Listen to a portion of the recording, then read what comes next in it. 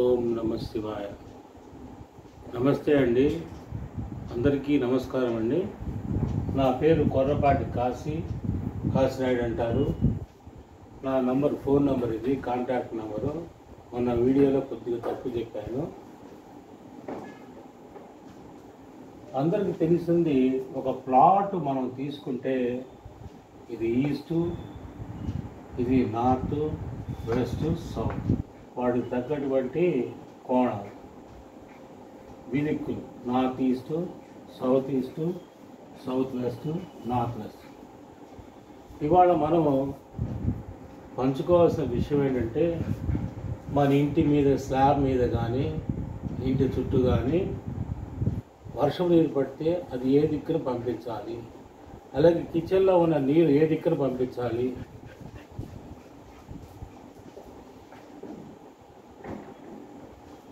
అలాగే drainage pipe lines, septic tanks positions, వాటి నుంచి మన యొక్క బెడ్రూమ్స్లో ఉన్నటువంటి టాయిలెట్స్ నుంచి పైప్ లైన్స్ ఎలా వేయాలి, ఈ పాయింట్స్ని కూలంకుషంగా మనం చర్చిద్దాము.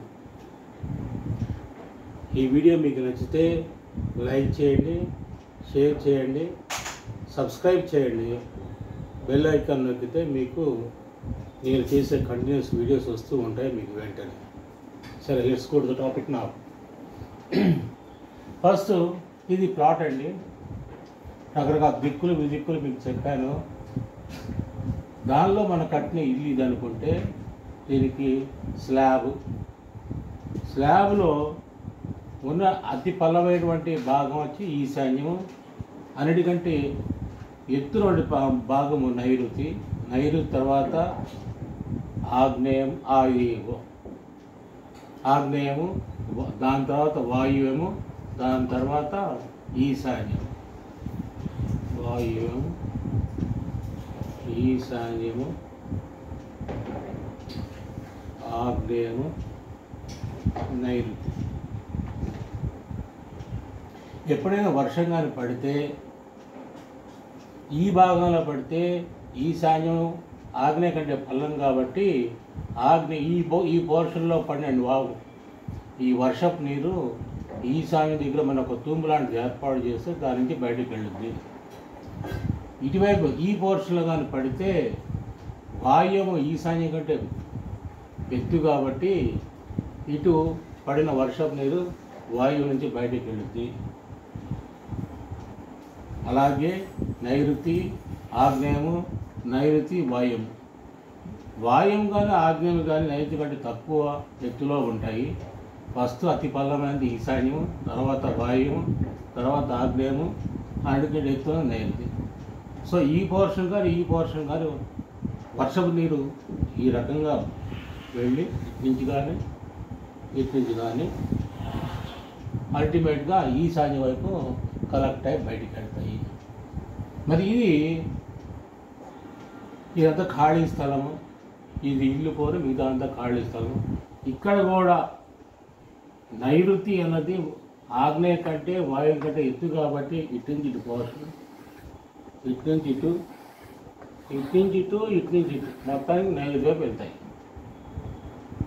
సో మనం కంపల్సరీగా ఈ నీళ్ళని ఈ రకంగా నడిపితే ఇటువైపు మనం అరంగుళం ఈ నైరుతి నుంచి అరంగుళం తక్కువ లోతు, ఇక్కడ నైరుతి నుంచి ఇంకొంచెం తక్కువ, అంటే అరంగుళం పైన తక్కువ పల్లంగా ఎక్కువ పల్లంగా చేసుకుని అటు నుంచి అట్లా అరంగుళం పావంగుళం చేసుకుంటూ వాటర్ ఇటువైపు తిప్పుకొని పెడితే ఆటోమేటిక్గా ఈ స్లాబ్ మీద పడిన నీళ్ళు కానీ లేకపోతే ఈ చుట్టూ ఉన్న స్థలంలో పడిన నీళ్ళు కానీ ఇక్కడ కలెక్ట్ అవుతాయి. ఇక్కడ మనగా తూము కానీ ఏర్పాటు చేస్తే కాంపౌండ్ వాళ్ళకి ఇట్లా బయటకు వెళ్ళిపోతాయి.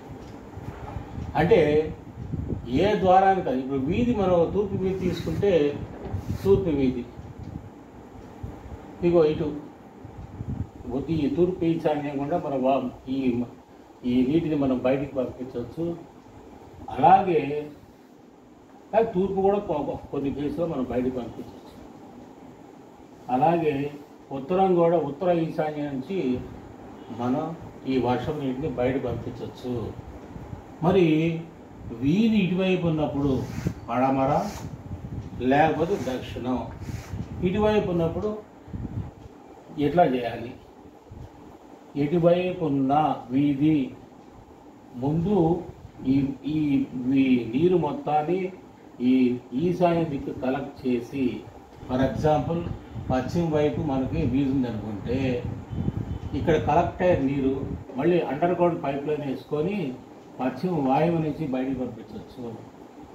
అలాగే వీధి దక్షిణం ఉంటే అప్పుడు కూడా ఈ నీళ్ళన్నీ ఇక్కడే నార్త్ ఈస్ట్ డైరెక్షన్లోనే కలెక్ట్ చేసి అక్కడి నుంచి దక్షిణ ఆగ్నేయ నుంచి బయటికి పంపించవచ్చు.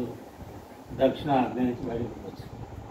సో నక్షల్లో మనం చెప్పేది ఏంటంటే, మనకి వీధి ఇటువైపు ఉన్న ముందు ఈ వర్షపు నీరుని నార్త్ ఈస్ట్ అంటే ఈశాన్యంలో కలెక్ట్ చేయాలి. తూర్పు ఉత్తరాలకైతే అట్నుంచి పంపించవచ్చు. లేదు దక్షిణం వాయువు ఉంది, ఇలాంటి కేసుల్లో దక్షిణానికి దక్షిణాగ్నేయము, ఉత్తరానికి ఉత్తర వాయువు నుంచి ఇక్కడికి పంపించాలి. అంటే ఫస్ట్ ఇటువైపు తీసుకురావాలి, అక్కడి నుంచి మిగతా టైంలో బయటికి పంపించాలి. ఇది మనం చేయాల్సిన పని. అలాగే కిచెన్ వాటర్, ప్రతి ఇంట్లో కిచెన్ ఉంటుంది సహజము. ఆ కిచెన్ వాటర్ కానీ మిగతా రూమ్స్లో కానీ ఈ మధ్య కాలం మనము నీళ్ళతో రూములు కడిగిన కేసులు తక్కువగా ఉన్నాయి. తడిగుడ్డేసి ఆ బట్టేసి తుడిచేస్తున్నారు. అంటే తూములైతే ఉంటాయి ప్రతి రూమ్కి ఈశాన్య వైపు, కానీ వాటి నుంచి నీరు వచ్చేటువంటి కేసులు తక్కువగా ఉంటున్నాయి. ఒకవేళ ఏదైనా పడకూడని పడితే ఫ్లోర్ మీద అప్పుడే నీళ్ళు పెట్టి కడుక్కోవాలిగా, అప్పుడైనా సరే ఈశాన్యం తూము నుంచి బయటికి తీసుకురావాలిగా.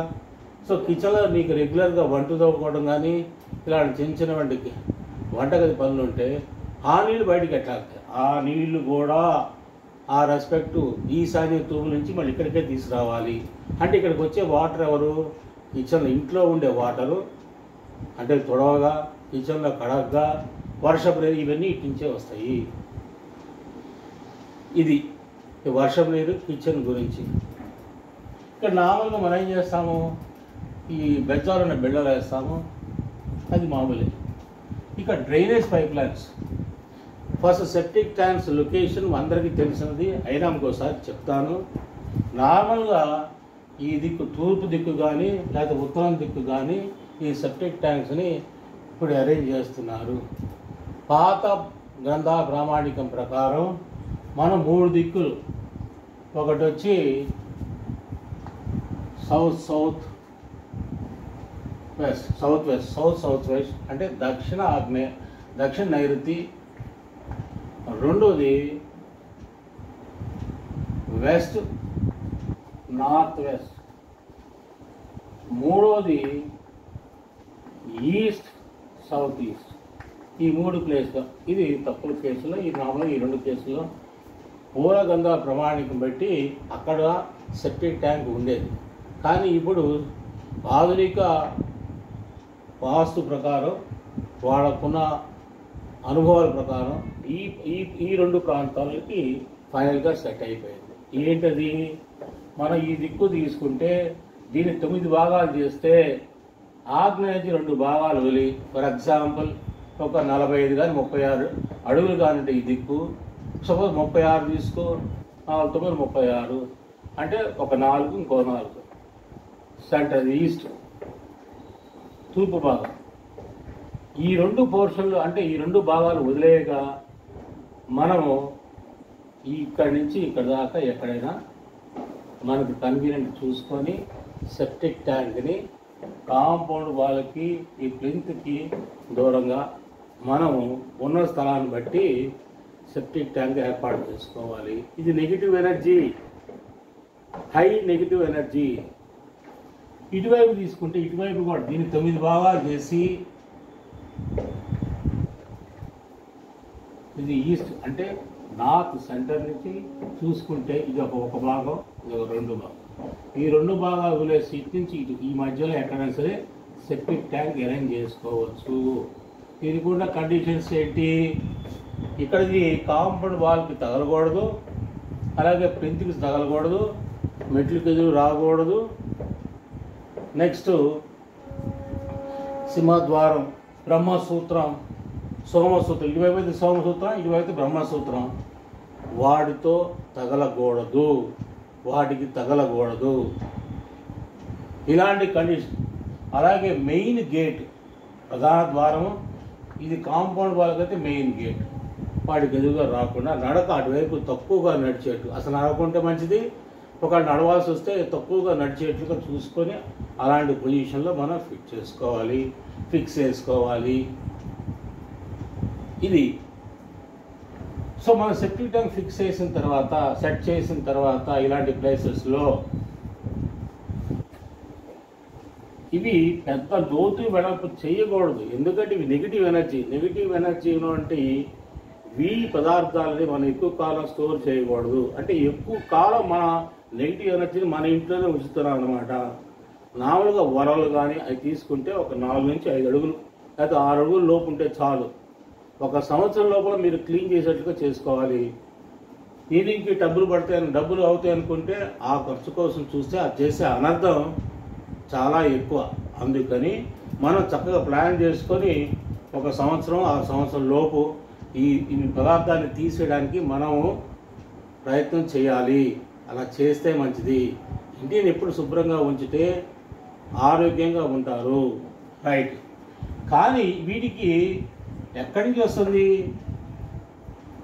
ఈ బాత్రూమ్స్ బయట పెడితే, లేకపోతే బెడ్రూమ్స్లో ఉన్నటువంటి టాయిలెట్స్ నుంచి ఆ వ్యర్థ పదార్థం బయటకు వస్తుంది.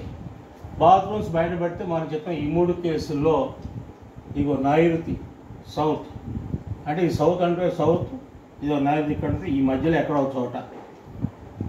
ఇంకోటి వెస్ట్, నార్త్ వెస్ట్, అంటే ఇది వెస్ట్ అనుకుంటే ఈ నార్త్ వెస్ట్ 2 భాగాలు పోయి ఈ మధ్యలో ఎక్కడో చోట మనం బాత్రూమ్స్ కట్టుకోవచ్చు.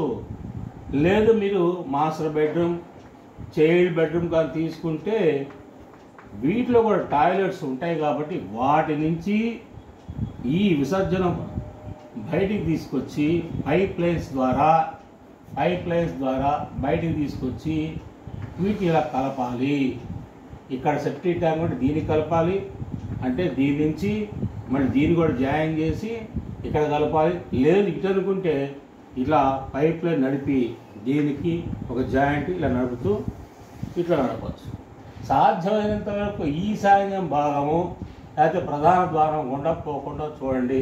తప్పదు అనుకుంటే ఇవి గ్రౌండ్లో అంటే భూమి తవ్వి వేస్తాం కాబట్టి దాని యొక్క ఎఫెక్ట్ తక్కువ ఉంటుంది. ఎంతైనా ఎఫెక్ట్ ఉంటుంది, ఎందుకంటే శల్యాల్లో మనం తీసేస్తున్నాం, వాటి వల్ల దోషాలు ఉంటాయని చెప్పి. అలాంటి మరి ఈ చెడు పదార్థం, ఇది ప్రవహించే పదార్థం మన మెయిన్ ప్రధాన ద్వారం నుంచి పోతుంటే ఈశాన్యం అది దేవతలు ఉండేది, దాని నుంచి పోతుంటే కొంచెం ఎంతో కొంత దోషం జరుగుద్ది. అందుకని సాధ్యమైనంతకు ఈ పోర్షన్ని పోకుండా చూడండి. తప్పదనుకుంటే ఓకే. నెక్స్ట్, ఇవి మధ్య మధ్యలో మెయింటెనెన్స్ కోసం మనం మాన్యువల్ కవర్స్ వాడుతుంటాం. ఈ మాన్యువల్ కవర్స్ తీసుకుంటే ఇగో ఈ పోర్షన్ నార్త్ వెస్ట్, అసలు నార్త్ ఈస్ట్ సమస్య లేదు, ఇక్కడ లేదు.